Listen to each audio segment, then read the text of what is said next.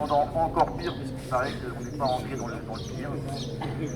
Mais c'est également la reprise des combats dans le nord de la bande de Gaza, en principe, entre guillemets, sécurisée par Israël. C'est une illustration, on peut dire, de l'échec stratégique de l'armée israélienne, hein, qui poursuit des buts de guerre en fait inatteignables, comme tous les experts le soulignent.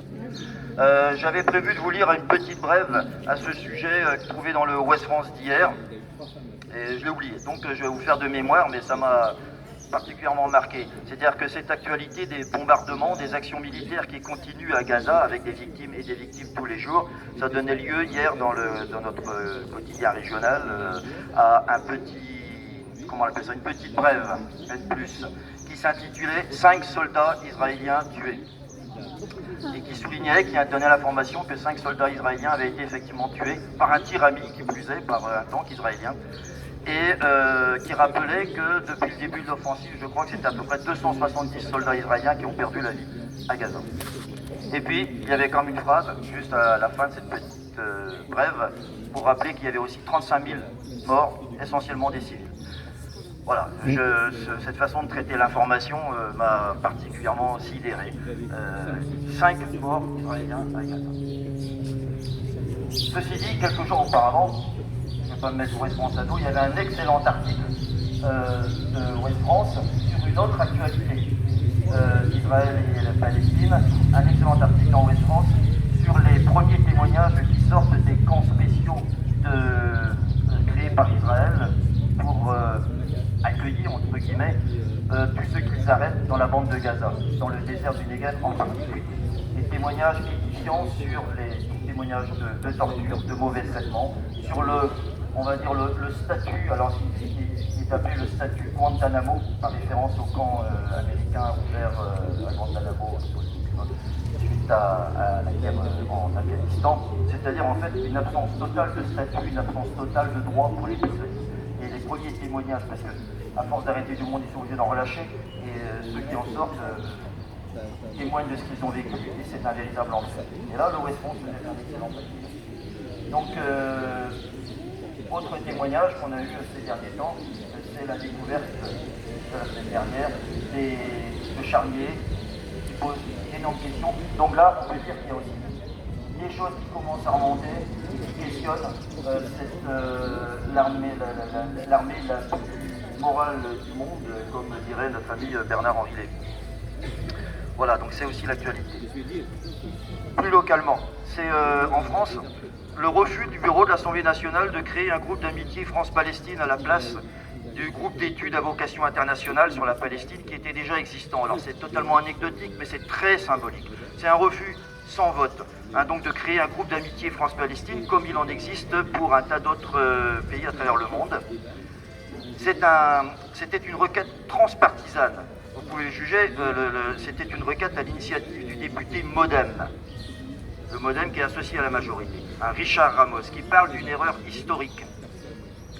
Le fait d'avoir refusé de créer ce groupe d'amitié France-Palestine à l'Assemblée nationale est totalement contradictoire avec le vote de la France la semaine précédente pour une adhésion pleine et entière de l'État de Palestine à l'ONU. Et ça en dit long sur l'état d'esprit de nos dirigeants. Pour info, un tel groupe existe, sans que ça fasse beaucoup de vagues, au Sénat depuis 1995. Et ce refus, il est symbolique, mais il en dit long. Et qui a voté contre la création de ce groupe? Ben évidemment, le groupe majoritaire, Renaissance, les Républicains et l'extrême droite. Voilà. Autre point de l'actualité, c'est la poursuite des mobilisations étudiantes qui était évoquée dans le témoignage de Ziad Medour tout à l'heure. Qui sont toujours en cours avec toujours des réponses policières, avec une évacuation cette semaine d'étudiants de l'école des hautes études sociales, le HESS, malgré une motion proposée par 394 membres de l'EHESS, profs et étudiants, et qui insiste sur le fait que les revendications de ces étudiants, et c'était vrai aussi pour Sciences Po, ces revendications de ces étudiants, elles sont guère éloignées de la position officielle de la France. C'est un cessez-le-feu, c'est le retour du politique, etc., etc. La seule différence, c'est qu'ils demandent que la France aille au-delà des mots et passe enfin aux actes. mais ça leur vaut une répression policière assez féroce, et puis d'être accusés des pires crimes qui soient, c'est-à-dire complaisance vis-à-vis du terrorisme, etc. À ce sujet-là, je vais mentionner notre autre quotidien régional, le Télégramme, en bien. Ce coup-ci, je suis tombé la semaine dernière sur un petit point de vue publié dans le Télégramme j'ai oublié son prénom, Hamon, un écrivain, Hervé Hamon. Excellent billet d'Hervé Hamon dans le Télégramme, et qui s'appelait, je crois, de mémoire, L'honneur est sauf. L'honneur est sauf grâce aux mobilisations étudiantes, justement. Très bien écrit, très bien. Voilà. Autre actualité, petite brève de l'actualité de la semaine, qui en dit long aussi sur l'état d'esprit de nos dirigeants mondiaux. Ça se passe aux États-Unis. Ilan Pappé, historien bien connu, israélien, juif israélien, auteur d'un ouvrage de référence qui s'appelle Le nettoyage ethnique de la Palestine en 1947-49. Ilan Pappé qui était enseignant à l'université de Jérusalem et qui a fini par aller enseigner en Angleterre, à Exeter, parce que pression. Et il a eu l'idée saugrenue d'aller aux États-Unis. 8 heures de vol, il a été accueilli par le FBI qui l'a retenu pour un interrogatoire de 2 heures avec des questions extrêmement pertinentes. C'est son témoignage qui est assez rigolo. Voilà, qu'est-ce que vous pensez du Hamas? Est-ce que vous êtes pour le Hamas? Qu'est-ce que vous pensez? Quelle est votre religion? Etc. etc. Voilà, 2 heures d'intimidation. Comme il disait, voilà, un professeur d'histoire de 70 ans représente un danger pour la sécurité nationale des États-Unis, puisque ça lui vaut d'être quasiment placé en garde à vue à sa descente d'avion. Voilà, donc ça en dit long sur l'état d'esprit de nos dirigeants. Ça renvoie aussi sur, je ne sais pas si vous avez été dit et si vous l'aviez vu, sur le fait qu'un médecin chirurgien palestino-britannique, qui vit au Royaume-Uni, a été refusé d'accès au territoire français la semaine dernière alors qu'il était invité pour témoigner lors d'une conférence. Et il a été renvoyé à la frontière à sa descente d'avion. Les autorités françaises ont argué du fait que ce n'était pas de leur faute, c'est la faute de l'Allemagne qui avait déjà refusé l'entrée sur le territoire allemand à ce médecin et qui était allé jusqu'à prononcer une exclusion de l'espace Schengen. Donc, comme l'exclusion de l'espace Schengen, on le refuse. Voilà. C'est un médecin humanitaire qui vient témoigner des conditions de travail, de ce qui reste du système de santé à Gaza. Voilà. Et cette mésaventure de Ilan Pappé, c'est aussi le rappel, ça fait écho aussi à l'information qu'on a vu passer la semaine dernière, comme quoi il y a, alors je ne sais pas où ça en est, une nouvelle loi en projet aux États-Unis pour une nouvelle loi sur l'antisémitisme. On sait ce que c'est, on a vu ça en France aussi, la volonté de faire des lois sur l'antisémitisme qui, évidemment, élargissent le champ de l'antisémitisme à la critique de l'État d'Israël. Voilà, autre information rapide, j'ai entendu à la radio qu'on se félicitait de l'entrée en service du port flottant américain qui a accueilli ses premiers bateaux, et à terme on espère 150 camions par jour, à terme, quand il en faudrait 500 en réalité pour faire cesser la situation catastrophique qui prévaut à Gaza, et que Israël ferme les points de passage par ailleurs. Voilà. Et puis l'actualité en France, malheureusement, c'est aussi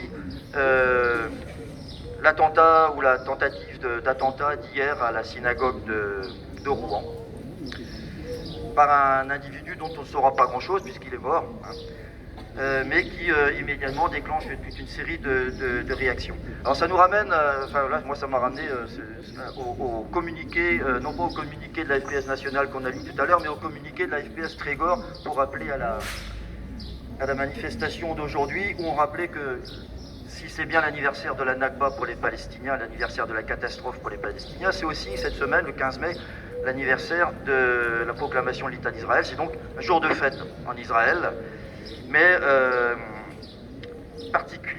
très particulier cette année, anniversaire d'une victoire. Je reprends les mots du communiqué un petit peu, donc Israël, les Palestiniens commémorent une catastrophe qui dure encore aujourd'hui. Les Israéliens ont l'habitude de fêter une victoire. Mais c'est aussi cette année, dans le sang et la douleur, alors je retrouve les mots, la démonstration faite par les dirigeants la démonstration de l'échec, en fait, de ce projet prétendait assurer la sécurité aux Juifs du monde entier et créer un refuge ultime aux Juifs du monde entier face aux persécutions, aux pogroms, etc., et à l'antisémitisme, surtout européen. Or, force est de constater qu'aujourd'hui, on entend partout dire que, et y compris en Israël, le sentiment d'insécurité de la communauté, des communautés juives, est plus fort que jamais, n'a jamais été aussi fort depuis la Seconde Guerre mondiale.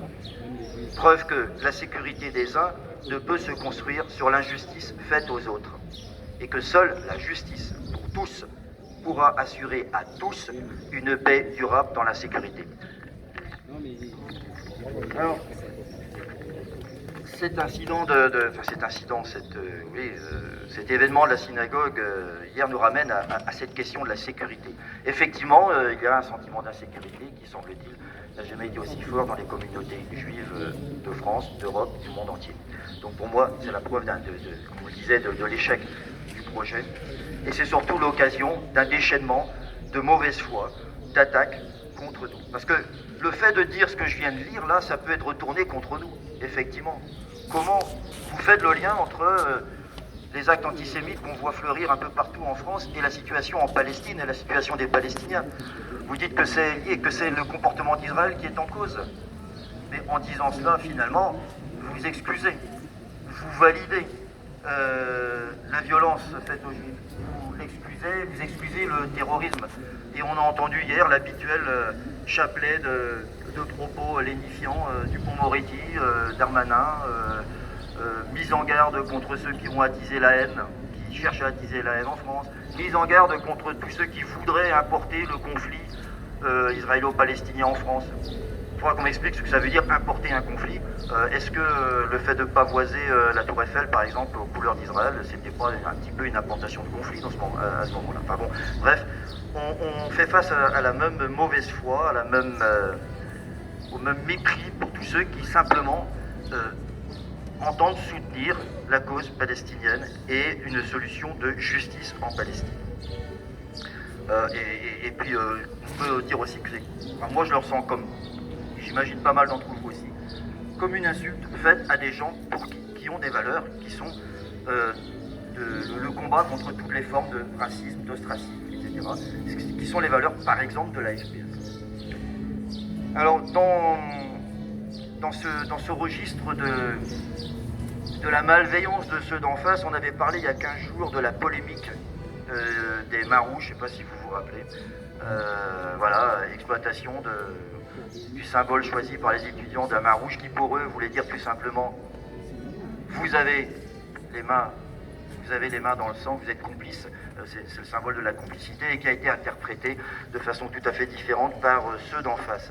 Alors je vais juste revenir un petit peu aujourd'hui, si vous avez un petit peu de patience encore, sur un autre élément de langage qu'on entend beaucoup revenir de façon très régulière sur un slogan qui est mis en cause pour prouver que soit nous sommes tout naïfs qui ne comprenons rien et nous sommes le jouet de ce qu'il y a de pire, soit nous sommes conscients et que derrière notre solidarité, c'est en fait le nez de l'antisémitisme qui pointe.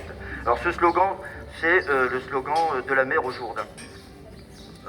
From the river to the sea, Palestine will be free, qui est un vieux slogan et qui est présenté comme la preuve ultime que, en fait, ce que souhaitent les Palestiniens, c'est soit l'extermination de tous les Juifs de la mer au Jourdain, soit qu'ils soient chassés, repoussés à la mer. Alors, je vais essayer de revenir, faire une synthèse rapide d'un excellent article que vous pourrez retrouver sur un site indépendant qui s'appelle Média TV et qui est le fruit du travail d'un groupe de juifs français qui s'appelle Tzedek, avec un K à la fin. Voilà, je préfère, je le précise, hein, parce que c'est toujours utile de préciser que ce sont des juifs qui tiennent ces propos. Et qui font l'historique de ce fameux slogan « Palestine libre de la mer au Jourdain », pour prendre le contre-pied des accusations auxquelles ils donnent. Alors ce slogan, il faut le savoir, depuis novembre 2023, en Allemagne, il peut vous valoir une peine de 3 ans de prison ou une amende. Elon Musk, patron du réseau social bien connu anciennement Twitter, a mis en garde ses utilisateurs l'utilisation sur son réseau de ce slogan, qu'il considère comme un appel à l'extrême violence, au génocide des Juifs, est contraire au règlement. Alors pourtant, je croyais que le Musk était ouvert à tout ce qu'on pouvait dire.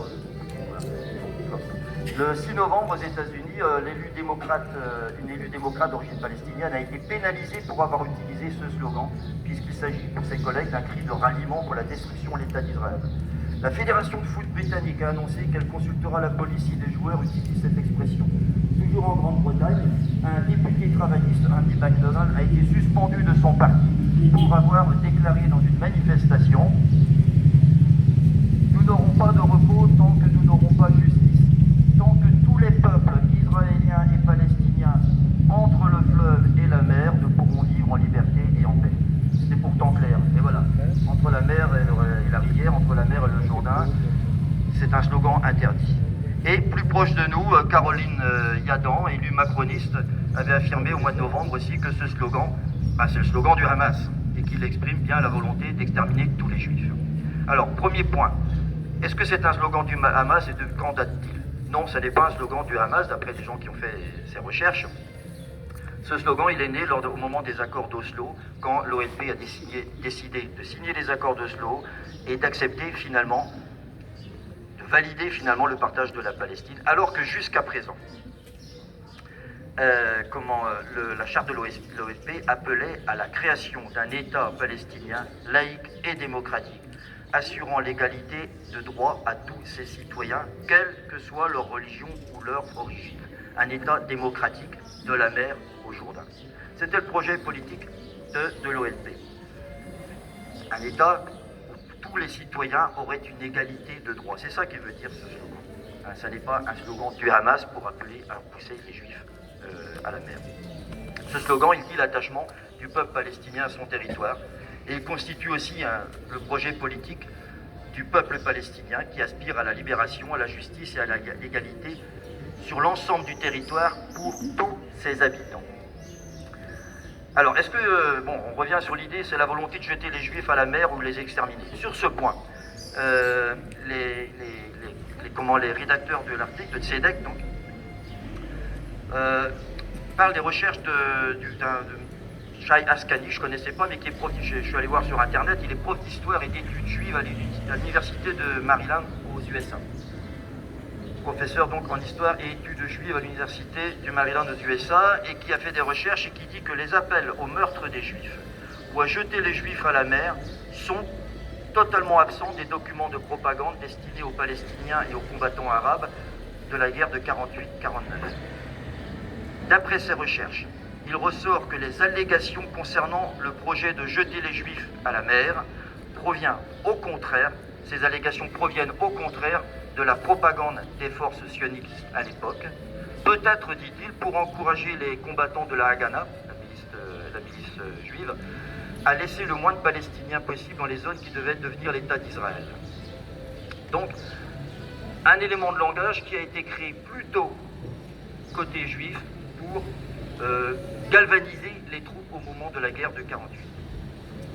Et on peut noter que tout de même que s'il y a bel et bien eu à cette époque des personnes jetées à la mer, c'était les Palestiniens expulsés de Jaffa, de Haïfa et d'ailleurs. Il n'y a jamais eu de déclaration d'officiels palestiniens à l'époque dans ce sens. C'est pourtant la légende, le mythe qui court toujours, que ce slogan serait la reprise d'un slogan de la guerre de 48-49. Par contre, et ça c'est important de le dire aussi, cette idée de transfert de population, de transfert forcé de population qui est exprimé dans l'idée de repousser les Juifs à la mer, il est bien présent dans cette histoire, et depuis longtemps, et c'est l'inverse. C'est l'idée du transfert forcé de population palestinienne qui est exprimée dès le début du projet sioniste et qui, selon Benny Morris, qui est un autre historien israélien, qu'on ne peut pas soupçonner de complaisance vis-à-vis du camp palestinien, qui se définit lui-même comme sioniste. Mais Benny Morris dit que cette idée de transfert de population, des populations palestiniennes, est devenue hégémonique dans le mouvement sioniste dans les années 30, chez les cadres sionistes. Voilà. Donc, retournement complètement de l'argumentaire autour d'un slogan, voilà. Et ce qui aujourd'hui est instrumentalisé. On nous dit, c'est un slogan qui nie le droit d'Israël à exister en tant qu'État juif. C'est donc un slogan antisémite. Et il vaudrait mieux, dans ces cas-là, la seule ligne acceptable serait d'appeler, comme c'est le cas souvent, à la création d'un État palestinien aux côtés d'Israël. Mais bon, quand on veut analyser une situation, on ne peut pas s'interdire de regarder la réalité. Et qui peut ignorer aujourd'hui que la situation créée de fait par Israël au cours des dernières décennies a rendu plus que problématique, pour ne pas dire plus, cette solution des deux États. Tout le monde le sait.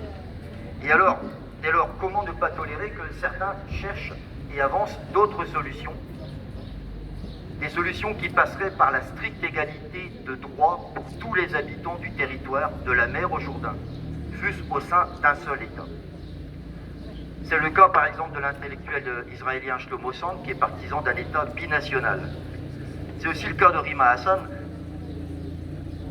présentée comme militante controversée, problématique, parce que justement elle reprend cette idée d'État binational avec égalité de droit pour tous les habitants, effectivement, de la mer au Jourdain. Voilà, donc procès d'intention, procès malveillant qui est fait. Pour conclure là-dessus, ce qu'on peut retourner quand même, si vous entendez ce genre de conversation, ce qu'on peut retourner comme argument, je trouve, c'est que cette idée de la mer au Jourdain, elle est le reflet exact de la perception israélienne, de la réalité. L'article que je cite, qui est paru donc sur Média TV, à l'initiative de Jean de Sélec, fait un recensement d'un tas de documents officiels israéliens, de cartes, de géographie notamment, que ce soit des cartes météo, des cartes topographiques, des cartes qui sont dans les livres aussi destinés au système éducatif. Et les choses sont claires. En Israël, c'est bien effectivement un État juif de la mer au Jourdain. Mais un État juif, il faut rappeler que 2018 a consacré l'idée qu'Israël était un État juif. Israël est désormais l'État-nation des seuls juifs, ce qui fait de autres des citoyens de seconde zone.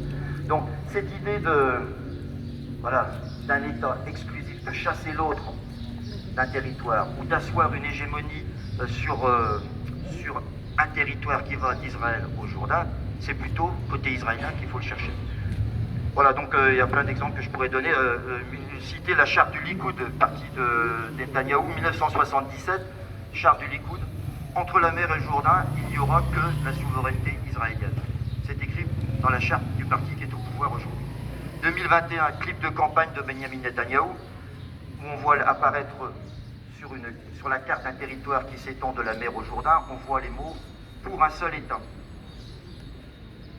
2023 encore, Netanyahou récidive devant l'Assemblée Générale de l'ONU avec une carte. Tous les territoires palestiniens ont totalement disparu. Il le dit, il l'assume. Et ça n'en fait pas, ça ne fait pas réagir ceux qui aujourd'hui accusent le mouvement de solidarité avec la Palestine d'avoir des projets génocidaires. 2023, Bezalel Smotrich est accueilli en France, à Paris, en mars 2023, donc, et sur son pupitre apparaît encore une carte qui reprend un territoire qui ne va pas de la mer au Jourdain, mais qui va bien au-delà du Jourdain, puisque c'est le projet, et c'était le symbole, ça reprenait le symbole de l'Irgun, milice sioniste, terroriste, active en Palestine mandataire dans les années 40. Donc qui va même au-delà du Jourdain. Voilà, tout ça, ce sont des choses vérifiables, ce sont des choses évidentes, et malgré tout, on entend toujours les mêmes responsables politiques, les mêmes responsables dans les médias, les mêmes arguments. C'est lassant, on peut dire que c'est lassant. Voilà, mais il faut le savoir, avoir le bon argument.